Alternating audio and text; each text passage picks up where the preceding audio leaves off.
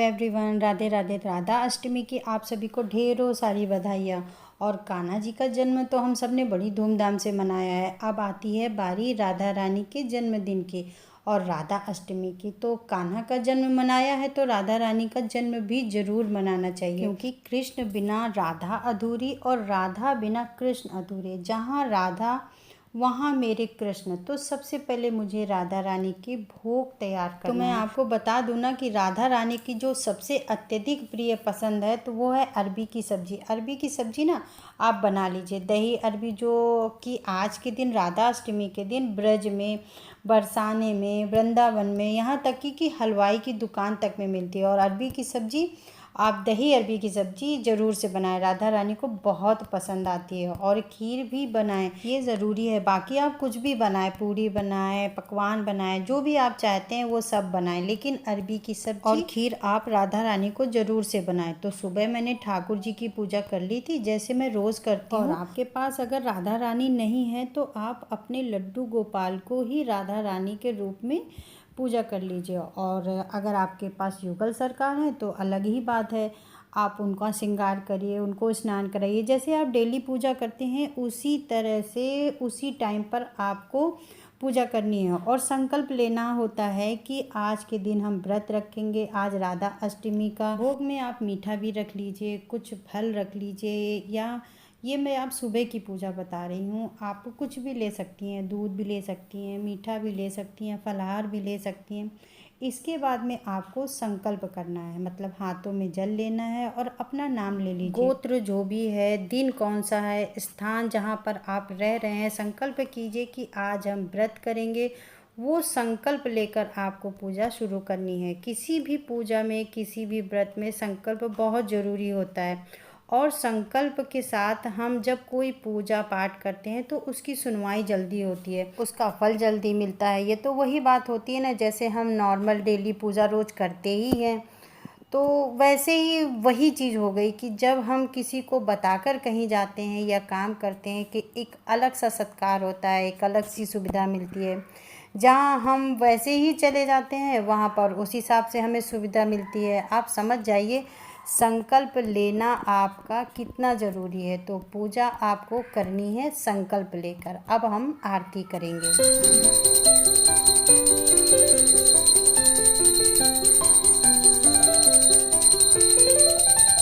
और राधा अष्टमी है तो राधा रानी का जो फेवरेट कलर है वो ब्लू है, तो ना इस बार मैं ब्लू कलर की ड्रेस लाई हूँ और ये मुझे ना बहुत सुंदर लगी। और ठाकुर जी की ड्रेस भी ना बिल्कुल ऐसी ही है। तो ये ठाकुर जी के गले का सेट है, हाथों के कंगन है, ये राधा रानी के गले का है। गले के ये दो छोटे छोटे सेट है ना, इसे भी मैं पहनाने के लिए लाई थी। और राधा रानी की ये है चंद्रिका, और ये कान में पहनाने के लिए टप्स लाई थी। और ये हो गया मेरे राधा रानी का और ठाकुर जी का श्रृंगार का सामान। अब आते हैं दोपहर के 12 बजे, और यहाँ पर अगर आपके पास युगल सरकार है तो आपको युगल सरकार को सबसे पहले स्नान कराना है। तो सबसे पहले आपको स्नान शुद्ध जल से कराना है। ओम नमो भगवते वासुदेवाय नमः मंत्र बोलते हुए आप भगवान को स्नान कराएं। पंचामृत से भी आज के दिन भगवान को स्नान कराया जाता है। तो सबसे पहले मैंने यहाँ पर कच्चे दूध से भगवान को स्नान कराया है। तो यहाँ पर आपको ना कृष्ण जी को साथ में ज़रूर स्नान कराना है। जो पूजा आप कर रहे हैं तो कृष्ण का साथ होना बहुत ज़रूरी है, क्योंकि राधा के बिना कृष्ण अधूरे और कृष्ण बिना हमारी राधा अधूरी। तो यहाँ पर कच्चे दूध से स्नान कराने के बाद में हमें जल से स्नान कराना है। तो यही प्रतिक्रिया आपको चलानी है, पांचों चीज़ों से इसी तरह से स्नान कराना है। इसके बाद में हम दही से स्नान कराएंगे, इसके बाद में फिर हम जल से स्नान कराएंगे। तो इसी प्रकार से आपको पांचों चीज़ों से स्नान कराना है। और राधा अष्टमी पर आप चाहें तो पांचों चीज़ें एक साथ में मिलाकर भी आप भगवान को स्नान करा सकती हैं। जैसा आपका भाव, जैसी आपकी श्रद्धा हो, अपने हिसाब से आप कर सकती हैं। यहाँ हम करा रहे हैं शहद से स्नान, और शहद से स्नान कराने के बाद में देखिए अब हम शुद्ध जल से भी स्नान कराएंगे। अगर आपके पास शंख है तो आप शंख से भी इसी तरह से जल भरकर स्नान जरूर कराएं। अगर नहीं है तो कोई बात नहीं, आप एक तांबे के लोटे में जल भर लें, आप उससे स्नान कराएं। इसके बाद में हम शक्कर से स्नान करा रहे हैं। आप चाहें तो शक्कर को बारीक पीस भी सकती हैं। इस तरह से आपको राधा रानी और ठाकुर जी को पंचामृत से स्नान कराना है। और स्नान कराने के बाद में आप सूखे कपड़े से आप भगवान को पोंछ दीजिए। उसके बाद आप सुगंधित इत्र लगाइए। और मुझे गुलाब की, चंदन की खुशबू बहुत ही पसंद है, तो मैं वही भगवान के लिए भी खरीद के लाती हूँ। जन्माष्टमी हो या राधा अष्टमी हो, हम सभी भगवान के लिए नए वस्त्र लेकर आते हैं। तो देखिए, मैं लेकर आई थी इस कलर में, और ये ना मुझे बहुत सुंदर लगे, इसलिए मैं लेकर ये ब्लू कलर ही आई थी। और मैंने ना राधा रानी का श्रृंगार कर दिया है। तो हमारी राधा रानी नए कपड़े पहनकर तैयार हो गई हो। जैसी भी स्थिति हो, परिस्थिति हो, बस जो भी आपके पास हो, ज़रूरी नहीं है कि कोई बहुत महंगे महंगे कपड़े हो, बहुत महंगे महंगे गहने हो, बहुत बहुत अच्छे अच्छे सामान से हम अपने भगवान को, अपनी राधा रानी को सजाएं। आपके मन के भाव होने चाहिए और भगवान के लिए श्रद्धा और प्रेम होना चाहिए। तो बस इसके बाद में भगवान को इस तरह से फूल अर्पित करेंगे। फूलों से मंदिर को सजा देंगे। जिस जगह आप भगवान की पूजा करने वाले हैं, गुब्बारे वगैरह लगा दे, टीका चंदन लगा दे। इसके बाद में लगाया जाता है भोग। यहाँ पर मैंने पूरी, अरबी की सब्जी, पंचामृत, फल, खीर, जो इनको पसंद है, तो बस आपको यहाँ पर भगवान को भोग लगाना है। और इसके बाद में करनी है इनकी धूप दीप से पूजा।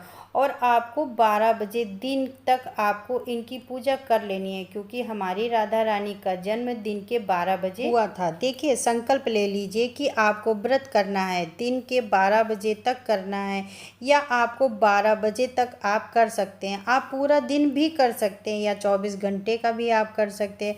मतलब अगले दिन व्रत आप खोलिए। अगर आपको दोपहर के 12 बजे तक राधा रानी को जन्म करा के व्रत को भी खोल सकते हैं। व्रत खोलने के साथ में मतलब जो भी आपने बनाया है आप उसे खा सकते हैं। जैसे कि आप रात भर रहना चाहते हैं तो पूरी रात आप रहिए, अपना फलाहार ले सकती हैं। उसके बाद आपको अन्न नहीं खाना है। अगले दिन आपको व्रत खोलना है। जैसे आप 12 बजे तक रहे हैं या फिर शाम तक आप रह रहे हैं, तो आप इस तरह से सिंपल स्वभाव से भी व्रत कर सकते हैं, साधारण तरीके से। क्योंकि हमारे भगवान कभी नहीं कहते हैं कि आप अपने आप को कष्ट दीजिए। प्रेम भाव, श्रद्धा सच्ची होनी चाहिए, इससे बस कुछ और नहीं। क्योंकि भगवान भाव के भूखे होते हैं, खासकर हमारी राधा रानी।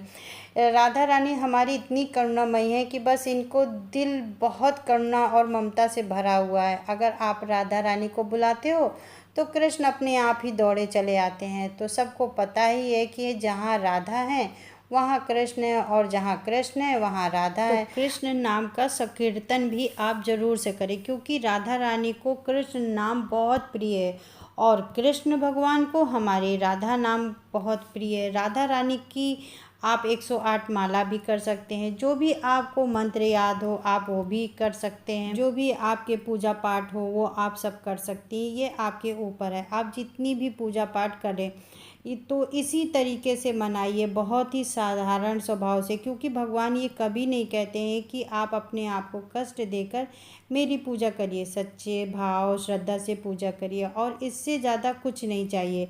अगर आप राधा अष्टमी का व्रत नहीं कर सकते हैं तो दोपहर के 12 बजे तक तो आप ज़रूर करें। इसके बाद में आप भगवान को भोग लगाने के बाद में जो आपने भोजन बनाया है आप खा लीजिए।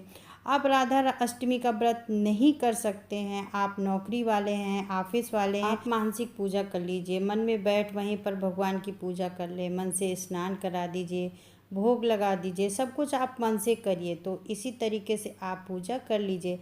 आई होप आप सभी को हमारा वीडियो पसंद आया होगा। तो दोस्तों अब चलती हूँ और मिलती हूँ आपको नेक्स्ट वीडियो में। तब तक के लिए आप अपना ख्याल रखें। आप सभी को राधा अष्टमी की बहुत बहुत बधाई। राधे राधे।